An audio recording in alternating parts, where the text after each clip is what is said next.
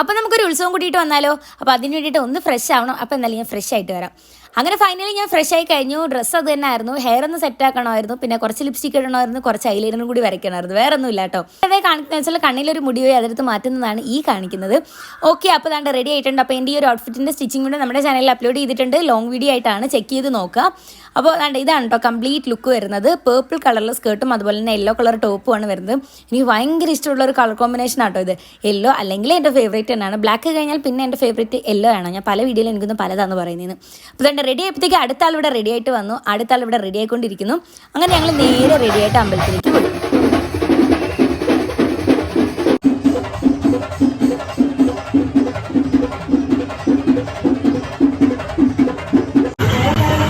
ഉത്സവം നല്ല അടിപൊളിയായിരുന്നു കേട്ടോ. ഈ വക കെട്ടുകാഴ്ചകളൊക്കെ ഞാൻ ആദ്യമായിട്ടാണ് കാണുന്നത്. മുമ്പ് ഇതുപോലെ വീഡിയോസിലൊക്കെ കണ്ടിട്ടുണ്ടെങ്കിലും ഇവരെങ്ങനെയാണ് ഈ നടക്കുന്നത്, ഇത്രയും പൊക്കത്തിൽ എങ്ങനെയാണ് ആൾ നിൽക്കുന്നത് എന്നുള്ള ചിന്തയൊക്കെ എനിക്ക് വന്നിട്ടുണ്ടായിരുന്നു. അപ്പോൾ ഇപ്പോഴാണ് ഇത് നേരിട്ട് കാണുന്നത്. അപ്പം ഇതിൻ്റെ അകത്തെന്ന് വെച്ചാൽ താഴെ തന്നെയാണ് ആൾ നിൽക്കുന്നത്. അപ്പോൾ അവർക്ക് കാണാൻ ഭാഗത്തിന് ആ ഭാഗത്തായിട്ട് അവർക്ക് കണ്ണ് വരുന്ന ഭാഗത്തായിട്ട് ഇങ്ങനെ ഒരു ഓപ്പണിംഗ് വരുന്നുണ്ട്. അതുകൊണ്ട് തന്നെ അവർക്ക് കാണാൻ പറ്റും. ശരിക്കും പറഞ്ഞാൽ നല്ല അടിപൊളിയായിരുന്നു. ഇതായിരുന്നു എനിക്ക്